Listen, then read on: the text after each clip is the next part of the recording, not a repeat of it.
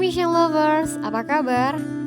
Di tanggal 17 Oktober ini, kita akan mendengarkan kisah mengenai Santo Fransiskus Xaverius. Penasaran? Mari isi yuk. Mari kita simak.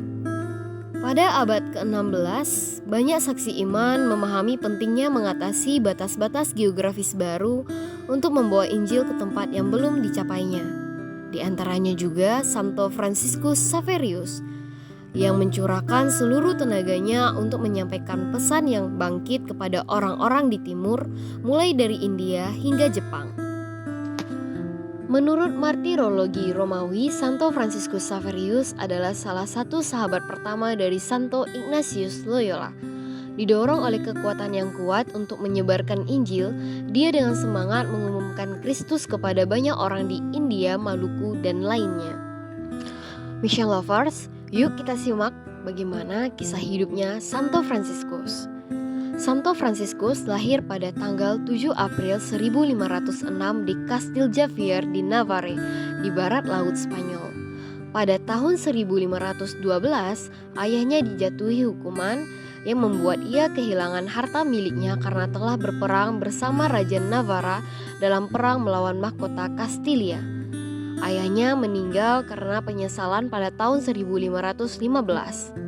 Di tahun berikutnya benteng Xavier dibongkar dan tanah keluarganya disita.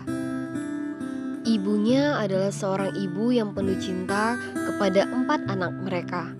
Francisco de Jesús de Javier, nama asli dari Fransiskus Xaverius, dan ia adalah anak bungsu. Pada bulan September 1525, saat Santo Fransiskus Xaverius menginjak usia 19 tahun, ia memilih pergi ke Prancis untuk meneruskan studinya. Sebelum berangkat, ia menghadap kepada Uskup Pamplona dengan harapan bisa menjadi imam di Navarra setelah ia kembali dari studinya. Di Paris, Fransiskus tinggal di Kolose Santo Barbara bersama Pierre Favre atau yang sering disebut dengan Petrus Faber, teman kuliahnya. Faber merupakan seorang anak petani. Kemudian hari datanglah Ignatius, seorang veteran perang Pamplona. Nah, Mission Lovers, pada tahun 1530, Fransiskus meraih gelar magisternya dan kemudian belajar ilmu teologi untuk meraih cita-citanya menjadi seorang imam jempolan dan terhormat. Tak pernah terlintas di benak Fransiskus untuk menjadi iman yang sederhana dan miskin di pedesaan.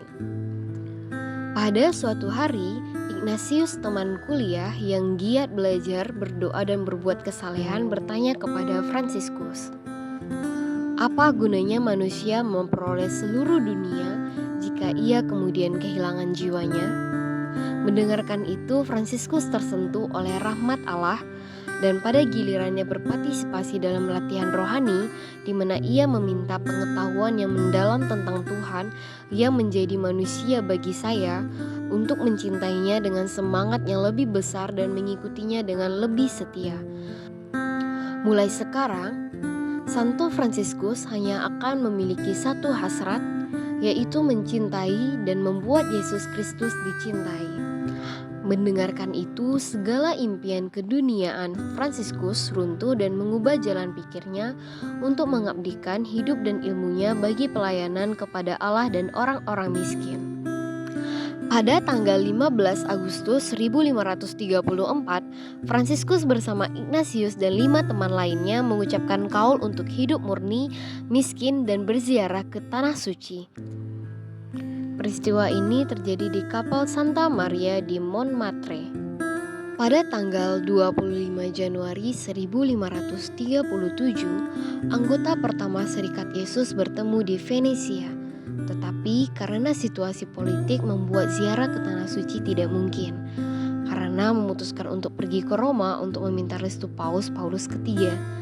Yang terakhir, menyambut mereka dengan kebaikan dan memberikan mereka otoritas untuk ditabiskan menjadi seorang imam. Upacara itu berlangsung pada tanggal 24 Juni 1537. Kemudian rombongan menyebar di berbagai kota di Italia. Pastor Fransiskus dikirim ke Bologna di mana dia mengabdikan dirinya untuk pendidikan orang-orang sakit dan para tahanan. Di di mana ia tidak tahu bahasa Italia dengan baik, dia berbicara sedikit tetapi dengan keyakinan sedemikian rupa sehingga kata-katanya langsung menyentuh hati para pendengar. Setelah perjalanan 3 bulan, Pastor Franciscus tiba di Lisbon ditemani Simon Rodrigues. Keduanya diterima oleh Yohanes ketiga, seorang pria yang benar-benar saleh yang peduli dengan keselamatan jiwa, menunggu untuk berangkat ke Hindia. Mereka mendedikasikan diri untuk melayani jiwa di ibu kota Portugal. Dedikasi kerasulan mereka membangkitkan kekaguman di Lisbon sehingga raja meminta untuk menahan mereka di negara itu. Ignatius memutuskan bahwa Simon akan tinggal di Lisbon, sedangkan untuk Franciscus ia akan berangkat ke Hindia. Keberangkatannya dengan ditemani 3 konfrater muda pada tanggal 7 April 1541. Nah, Mission Lovers, pada saat itu perjalanan dari Portugal ke Hindia melalui Tanjung Harapan adalah sebuah pertualangan yang tidak dapat dibanggakan oleh siapapun untuk keluar hidup-hidup pada awalnya. Jika kapal tidak karam, wabah penyakit, kedinginan, kelaparan, dan kehausan sering memusnahkan penumpang. Pada tanggal 1 Januari 1542, Pastor Franciscus menulis kepada saudara-saudaranya di Roma. Katanya, "Saya mabuk laut selama 2 bulan dan mereka semua sangat menderita selama 40 hari di pantai Guinea. Begitulah sifat rasa sakit dan kesulitan untuk seluruh dunia. Saya tidak akan berani menghadapi mereka untuk 1 hari pun. Kami menemukan kenyamanan dan harapan yang semakin meningkat dalam belas kasihan Tuhan, dalam keyakinan bahwa kami tidak memiliki bakat yang diperlukan untuk memberitakan iman Yesus Kristus di tanah kafir." Nah, pada tanggal 6 Mei 1542, mereka mencapai Goa di pantai barat India, di mana orang-orang Kristen yang ditemui oleh Santo Franciscus Xaverius banyak mengabaikan segala sesuatu tentang agama mereka. Oleh karena itu, Franciscus memulainya dengan dasar-dasar iman, tanda salib yang disertai dengan seruan 3 pribadi di dalam Allah, Credo, 10 perintah Allah, Bapa Kami, Salam Maria, dan lainnya. Nah, kepedulian untuk menyampaikan dasar-dasar iman ini adalah keprihatinan gereja. Faktanya, di zaman kita yang ditandai oleh informasi yang melimpah dan oleh spesialisasi pendidikan tinggi, dicatat bahwa kebenaran paling sederhana yang mengarah pada keselamatan abadi tidak ditransmisikan.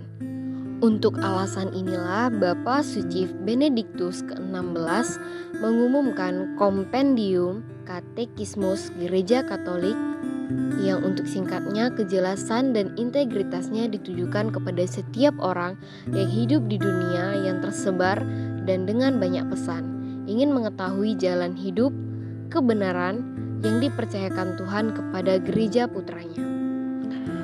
Pada tanggal 1 Januari 1546, Santo Franciscus berlayar lebih dari 2000 km di mana ia menginjili beberapa pulau, khususnya Pulau Moro, di mana ia mempertaruhkan nyawanya di tengah-tengah populasi kanibal. Dalam sepucuk surat kepada saudara-saudaranya di Eropa yang prihatin dengan petualangan ini, dia menjawab, "Jiwa-jiwa Pulau Moro perlu dididik dan seorang membaptis mereka untuk keselamatan mereka.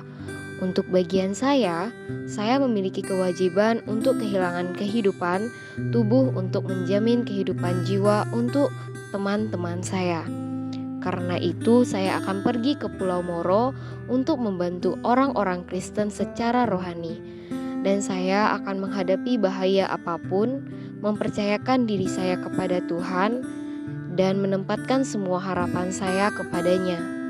Saya ingin dalam ukuran kekuatan saya yang kecil dan menyedihkan untuk menguji dalam diri saya sendiri firman Yesus Kristus ini, penebus dan Tuhan kita.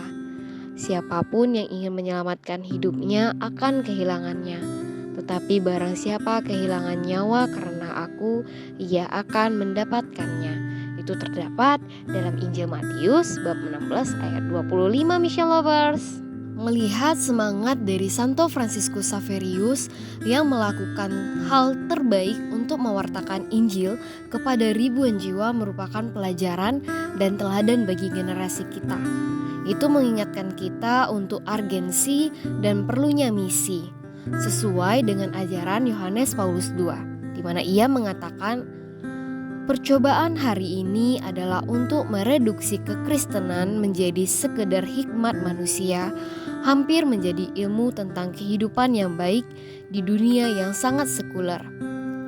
Sekularisasi keselamatan bertahap telah terjadi dan untuknya kita berjuang. Terus, mengapa misi? Karena kita seperti Santo Paulus telah diberikan rahmat untuk mengumumkan kepada orang-orang mengenai kekayaan Dari Goa, Kristus yang Fransiskus tak terhingga. berlayar ke Ceylon yang dihuni oleh suku Parava. Pada tahun 1543, Fransiskus kembali ke Goa untuk mengucapkan kaul terakhir dalam Serikat Yesus, dan pada tahun 1545, Fransiskus tiba di Malaka. Ia tinggal selama 5 bulan di sana, seperti di tengah suku Tamil sebelumnya. Di situ pun ia mulai mengajar, merawat orang sakit, dan mendengarkan pengakuan dan merayakan Ekaristi. Pada bulan Januari 1546, ia berlayar ke Ambon, Ternate, Moratai di Indonesia bagian timur. Ia mengunjungi perkampungan nelayan yang kumuh untuk mewartakan kabar sukacita. Setelah itu ia kembali ke Malaka pada bulan Januari 1548 dan ia tiba di Goa. Pada tanggal 15 Agustus berikutnya, Fransiskus tiba di Kagoshima, di mana ia menghabiskan lebih dari 1 tahun untuk mengenal bahasa dan adat istiadat Jepang. Menjelang akhir tahun 1550, ia pergi ke kediaman pangeran paling berkuasa di Jepang, lalu ia pergi ke ibu kota. Di sana, kekecewaan besar menantinya. Raja yang sebenarnya hanyalah boneka, bahkan tidak menerimanya. Namun, Fransiskus mendapatkan izin dari pangeran untuk mewartakan iman Kristen dan dengan senang hati menyambut beberapa ratus pertobatan. Tetapi, segera sebuah revolusi pecah dan misionaris itu harus pergi. Setelah tidak mendapatkan kabar tentang Hindia selama 2 tahun, ia memutuskan untuk kembali ke Malaka, di mana ia tiba pada akhir tahun 1551.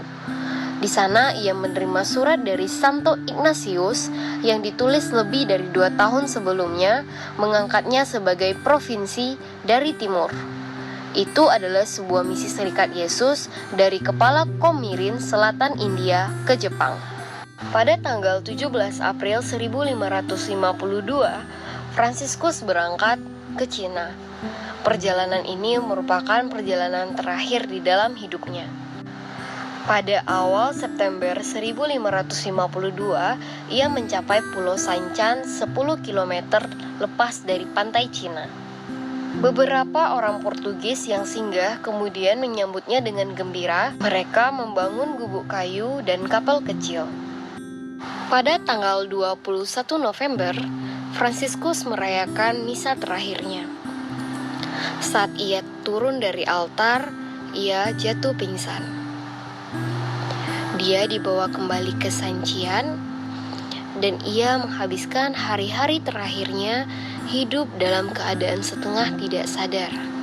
Dan pada saat itu, ia berbicara kepada Tuhan dan Bunda Maria. Katanya, "Yesus anak Daud, kasihanilah aku.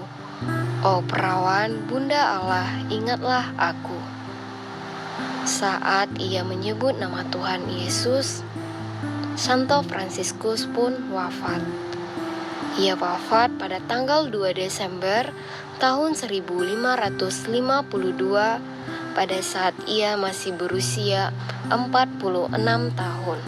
Mission Lovers, pada tanggal 3 Desember merupakan hari pelindungnya Santo Fransiskus Xaverius, orang suci yang memiliki sesuatu yang luar biasa, di mana ia pergi sendirian ke Hindia dengan hanya mempunyai satu kekayaan untuk membawa Kristus kepada mereka yang belum mengenalnya. Santo Fransiskus Xaverius dianggap sebagai misionaris terbesar di era modern. dan ia diproklamirkan sebagai santo pelindung misi bersama dengan Santa Teresia dari Lisieux. Dalam hidupnya, ia didedikasikan sepenuhnya untuk kerasulan sehingga ia bisa mencapai negara India, Jepang, dan Cina di mana ia meninggal dunia. Francisco de Jesús de Javier lahir pada tanggal 7 April 1506 di Kastil Xavier yang kemudian menjadi Saverio di Navarre, dan ia lahir dari keluarga bangsawan dengan prinsip-prinsip agama yang sehat. Franciscus selain telah menempuh perjalanan ribuan kilometer melalui darat dan laut, diperkirakan ia juga telah membaptis sekitar 30.000 orang. Nah, Michelle Lover, cukup menarik ya kisah dari Santo Franciscus Xaverius, di mana kisahnya yang panjang dengan penuh kehidupan yang martir, ia mampu menjadi saksi dan menjalankan misinya untuk mewartakan kisah Yesus. Mission Lovers di rumah, kita pasti bisa juga untuk mewartakan setiap penginjilan mengenai Tuhan Yesus. Yuk, Mission Lovers di rumah, kita meneladani dan belajar untuk menggenapi segala perbuatan-perbuatan yang telah dilakukan Franciscus Xaverius di bulan misi ini. Mission Lovers di rumah, apa yang akan dilakukan di bulan misi ini? Pikirkan dari sekarang ya. Sampai jumpa di kisah Santo Santa berikutnya. Bye-bye.